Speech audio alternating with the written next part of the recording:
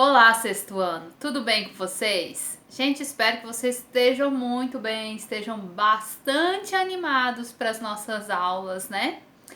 E eu quero que para essa aula de hoje vocês fiquem aí atentos com o livro de vocês, com o caderno, tá? Com o material todo aí próximo de vocês, ok? E aí, vocês já estão levantando cedo para acompanhar as aulas no horário de aula mesmo, né? 7 a 11h30, meio-dia e 20. Por quê, gente? Porque semana que vem a gente vai iniciar na plataforma da Plural, né? Da Somos.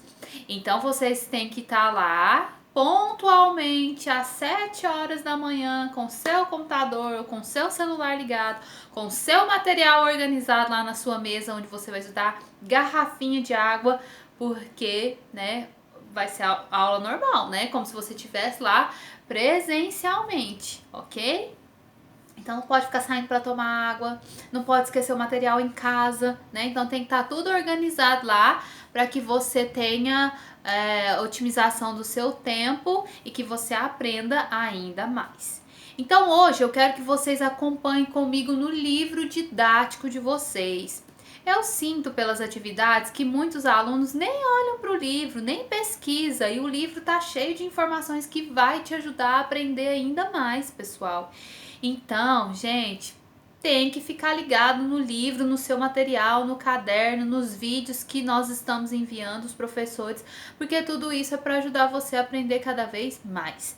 Então, pegue aí o seu livro didático, abra na página 74 e a partir dessa página você vai me acompanhar a gente fazer uma revisão do conteúdo que a gente viu no segundo bimestre, tá? Então, vai ser uma revisão bem rápida, só relembrando alguns conceitos que nós vimos, para ver se vocês estão afiados, para ver se você aprendeu.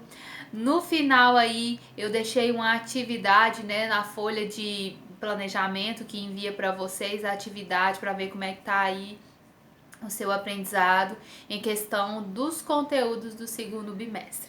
Então, quando você, eu não vou mostrar o livro aqui no vídeo por causa de direitos autorais, né, pessoal? Mas você tá com seu livro aí na sua casa me acompanhando, ok? Então, gente, na página 74, a gente falou sobre os fatores bióticos e abióticos nos ambientes. Tem muito aluno que está afiado, sabe o que é fator biótico, sabe o que é fator abiótico, sabe identificar os fatores abióticos nos ambientes, né? Mas tem aluno que ainda está meio que confuso, né? Não sabe. Gente, nós vivemos em um ambiente.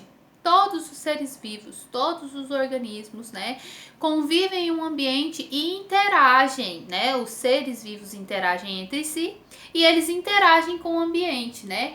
E existem vários fatores no ambiente. Tudo que tem um ambiente é vivo, tem vida? A gente sabe que não. Mas a gente sabe que a gente interage com outros fatores que não têm vida, mas que são importantes para nós. Por exemplo, você acha que a água tem vida? A água não tem vida. Você já viu filhote de água? Você já viu a água se alimentando? Vou lá dar comida para a água. Para ser um ser vivo, né, você precisa nascer, crescer, reproduzir, morrer, né? Esse é um dos conceitos para ser um ser vivo, mas é muito mais amplo que isso, né? Então a gente sabe que a água, ela não tem vida, mas ela é muito importante para a vida. Sem água, não tem vida, né? Tanto que quando vão buscar a vida em outros planetas, qual é a primeira coisa que eles querem achar? Água, né? Porque sem água a gente não vive. Então a água, ela dita um fator abiótico. A, que é um prefixo de negação, né, na ciência, na biologia, e significa não, né? Então não tem vida, não possui vida, né? Desprovido de vida. Então a água, ela não tem vida, mas ela propicia a vida. Ela faz com que os seres vivos tenham vida, né? E os fatores bióticos é o contrário do abiótico. São aqueles que têm vida, que são vivos, que somos nós, os seres humanos, os animais, as plantas, os micro-organismos. Todos são providos de vida, eles têm vida, ok? E nós, seres vivos, né, os seres bióticos, e interagimos com os fatores abióticos em um ambiente, não é mesmo? Então, passem lá para a página 76 e 77. Lá na página 76, o livro cita alguns fatores abióticos que tem nos ambientes e que são muito importantes, né, para que os seres vivos consigam sobreviver, né, no ambiente, na Terra. Então lá ele cita calor, né, que é a temperatura.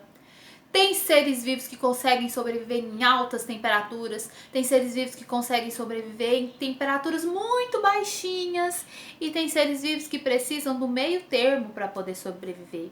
A luminosidade, a luz do sol, todos os seres vivos precisam do calor, da luz solar para poder sobreviver, principalmente os seres fotossintetizantes, né?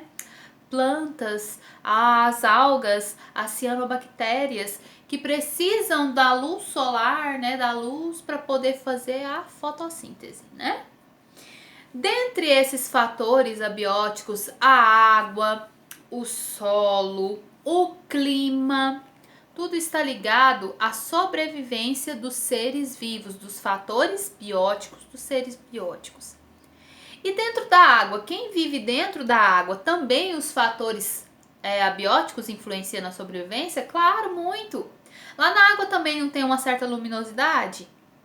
A água, ela tem uma certa turbidez. O que é a turbidez? É o grau de transparência? Ou ela tá transparente, né? Ou ela tá translúcida? Ou ela tá meio opaca, tá meio turva, né? Então, tudo isso influencia ali na sobrevivência dos seres vivos que estão ali dentro daquele ambiente aquático. Além disso, tem os sais dissolvidos na água, a salinidade. Então, tem seres vivos que não conseguem sobreviver a altos graus, né? Quantidades de sais minerais dissolvidos na água, por exemplo. Existe o Mar Morto, né? O Mar Morto, ele recebe esse nome por quê? Porque ele tem uma grande quantidade de sais minerais que pouquíssimos seres vivos conseguem sobreviver ali. Então isso, os sais minerais na água, influencia ou não influencia na sobrevivência dos fatores bióticos, não é? Então é isso que eu quero que vocês entendam, pessoal. Aí você vai passar lá para a página 78 e 79, que fala um pouco dos fatores bióticos, né? Aqueles que possuem vida, que são providos de vida. E tem uma parte muito importante que eu quero que vocês acompanhem aí, que alguns alunos tiveram algumas dificuldades, né? Gente, todos os seres vivos da Terra, né? Todos os organismos vivos da Terra, eles pertencem a uma espécie. Seja ela descoberta ou não, se encaixa em uma espécie. E o que é espécie, né? Espécies são indivíduos que conseguem se acasalar, reproduzir, gerando descendentes férteis, né? Quando eles pertencem a uma mesma espécie. Essa é uma das definições de espécie que nós estamos utilizando aqui. Mas existem várias outras definições de espécie, só que é mais complexo, vocês vão ver nas séries aí pra frente, tá? Então, todos os indivíduos, todos os organismos na Terra pertencem a uma espécie, né? E o conjunto de espécies, né, o conjunto de indivíduos de uma mesma espécie, eles formam uma população. Então, por exemplo, a gente tem uma população num lago, a gente tem uma população de peixes traíras, a gente tem uma população de algas azuis, né? A gente tem uma população de plantas aquáticas. Então, assim, cada conjunto de organismos de uma mesma espécie forma uma população. E o conjunto de populações forma uma comunidade, né? Então eu tenho ali uma população de peixes, uma população de répteis, uma população de anfíbios, que juntos formam uma comunidade. E o conjunto as comunidades interagindo com os fatores abióticos formam os ecossistemas, ok? Então aí na página 78 de vocês aí no livro, ele explica muito bem. Ele fala que cada organismo pertence a uma espécie, que o organismo de uma mesma espécie forma uma população. Então, os seres humanos, né, a espécie humana junta forma uma população de humanos, né? E quando a população, várias populações estão juntas, se reúnem, formam uma comunidade. Então, várias populações ocupando o mesmo espaço está formando uma comunidade, tá? E a comunidade interagindo com os fatores abióticos daquele local, forma-se um ecossistema, tá? Espero que vocês tenham entendido isso, porque teve alunos que teve dúvidas, né? Daí, a gente viu aí a questão dos fatores bióticos e abióticos. Agora vocês vão lá para a página 84, que a gente vai falar de teia e cadeia alimentar.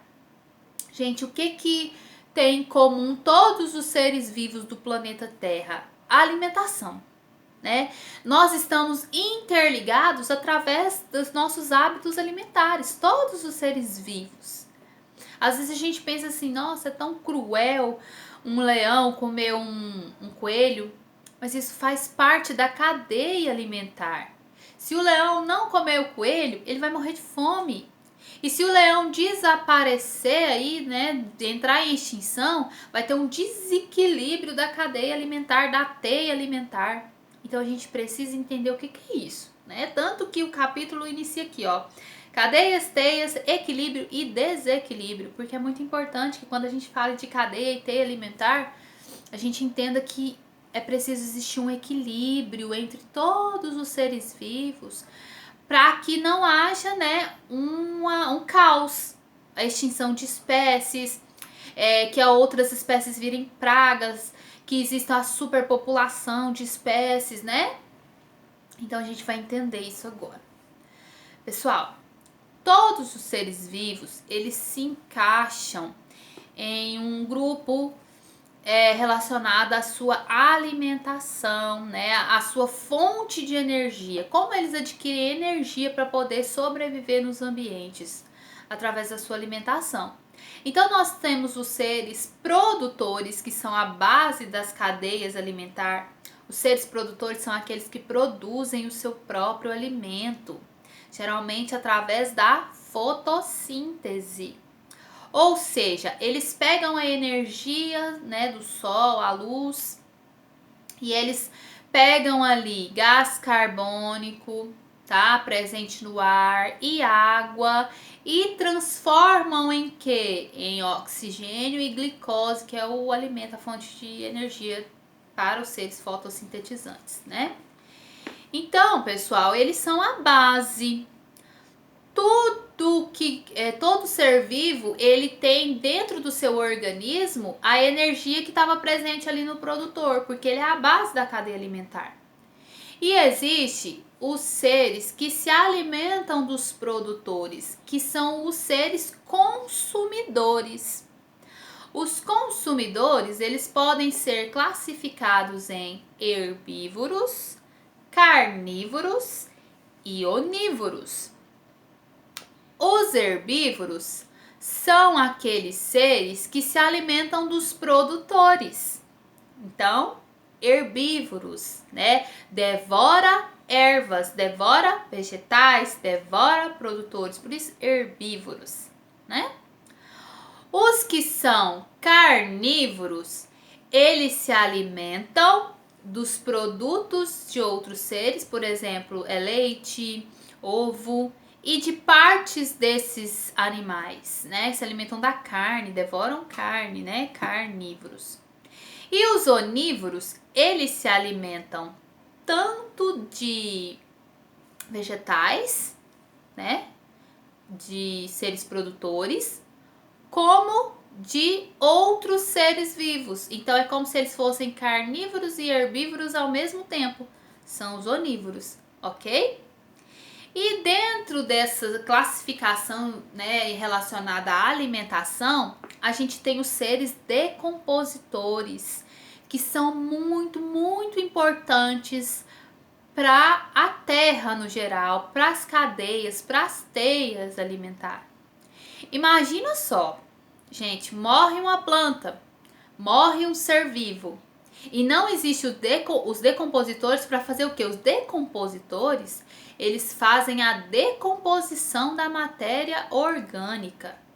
Então, tudo aquilo que é vivo e um dia morre, né, porque vai morrer, os seres decompositores, é eles que vão fazer a decomposição, vão devolver todos os nutrientes que estavam naquele ser vivo, que ele foi acumulando, né, ao longo da cadeia alimentar, que ele foi pegando a energia, os nutrientes dos seres que ele foi se alimentando.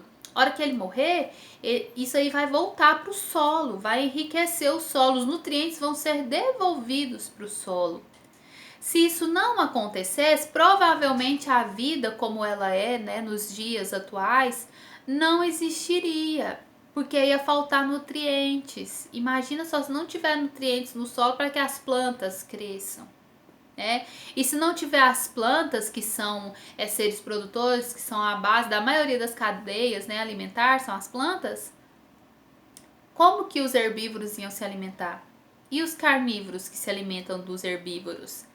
Vocês entenderam que há uma ligação muito forte entre todos os seres vivos, que é a teia e a cadeia alimentar, e que nós precisamos de manter o equilíbrio dessas teias e cadeias alimentar, né, no nosso planeta? Então, os decompositores, eles têm uma parcela muito grande mesmo, de contribuição para a devolução de todos os nutrientes presentes nos seres vivos, devolver para o solo, né? Então, há um ciclo aí nos nutrientes, né? Há um ciclo que os nutrientes caminham aí nesse ciclo, ok? Então, gente, na cadeia alimentar, a gente falou que existem os produtores. E os seres que se alimentam, existem os níveis, né, na cadeia alimentar. Então, nós temos os produtores, existem os consumidores primários, que são aqueles que se alimentam dos produtores. Os consumidores secundários se alimentam dos consumidores primários. Os consumidores terciários se alimentam dos secundários. Os consumidores quaternários se alimentam dos terciários e assim por diante. Então, na cadeia alimentar, há um fluxo de energia. Abram aí o livro de vocês. Eu quero ir mostrando no livro para vocês entenderem, pessoal, que aí no livro tem tudo que vocês precisam para estudar. Então, na hora de fazer a atividade, procure pesquisar no seu livro, tá? Então, olha só, aqui na página 90, eu fiz já essa pergunta numa atividade, teve aluno que não soube responder. Como que não soube responder se no seu livro tem resposta? Então, vamos aprender a ler e pesquisar, né? Isso enriquece ainda mais o seu conhecimento. Então, ela fala assim, ó, bem claro, o sentido da flecha, o sentido das setinhas que tem lá na sua cadeia alimentar, né? Quando eu jogo para você uma imagem de cadeia alimentar, lá tem as setinhas. E o que as setinhas, as flechas, elas apontam o caminho do consumo do alimento. Então, aqui tem uma planta, aí tem uma flechinha apontando para um gafanhoto. Quem que vai se alimentar da planta? O gafanhoto. Aí, do gafanhoto, vem uma flechinha para uma ave. Quem vai se alimentar do gafanhoto? A ave. Então, as flechinhas, as setinhas, elas indicam o caminho do que vai ser consumido, tá bom? E aí, pessoal, por último, nós temos as teias alimentares, que é uma rede muito complexa, né? Nós vivemos em uma teia alimentar gigantesca, né? Existem várias cadeias alimentar dentro de uma teia alimentar. Teia porque, tipo assim, lembra de uma teia de aranha, né? Cheia de fios. A teia alimentar também, ela é gigantesca. E aqui na página 91 mostra para vocês que às vezes um ser vivo, ele ocupa mais de um nível na teia alimentar. Às vezes ele não está só no nível de consumidor secundário, ele pode estar no nível de consumidor quaternário também.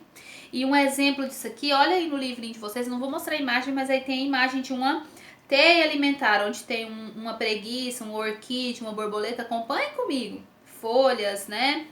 Borboleta, rato. E se você for observar as setinhas aí, vai lá na serpente. A serpente, ela tem duas flechinhas, duas setinhas apontadas para ela. E se você for analisar, tá indicando que a serpente, ela se alimenta tanto do rato, quanto ela se alimenta do sapo. Então a serpente, ela ocupa mais de um nível trófico na cadeia alimentar. Vamos analisar a primeira aí, que ela se alimenta do rato. O rato se alimentou de quem? Do capim? Se o rato se alimentou do capim, o capim não é o produtor, faz seu próprio alimento, fotossintetizante? O rato se alimentou dele, então ele é o quê? Consumidor primário. Quando a serpente se alimenta do rato, ela se torna consumidor secundário. Nessa teia, ela ocupa o nível de consumidor secundário. Agora vamos lá. Ela se alimenta também do sapo. Vamos analisar ali a cadeia alimentar do sapo. A borboleta se alimentou da orquídea, né? Das substâncias que a orquídea provém para ela se alimentar. E aí o sapo se alimentou da borboleta. Então, a borboleta é consumidor primário, porque ela se alimentou do produtor. O sapo é consumidor secundário, pois ele se alimentou da borboleta, que era um consumidor primário. E a serpente se alimentou do sapo. O sapo é o consumidor secundário, então a serpente nessa cadeia alimentar, ela se torna consumidor terciário. Então, na teia alimentar, os organismos eles podem ocupar mais do que um nível trófico. O exemplo eu dei para vocês. A serpente, ela ocupou na primeira cadeia alimentar que a gente analisou, do rato e do capim, ela ocupou o nível de consumidor secundário, porque ela se alimentou do rato, que era um consumidor primário. Já na cadeia onde a gente analisa o sapo, a borboleta e a orquídea, ela se torna consumidor terciário porque ela se alimenta do consumidor secundário. Gente, eu espero que vocês tenham entendido. Se eu for falar muito mais, o vídeo vai ficar muito longo, vocês não vão assistir tudo, né? E vocês precisam assistir.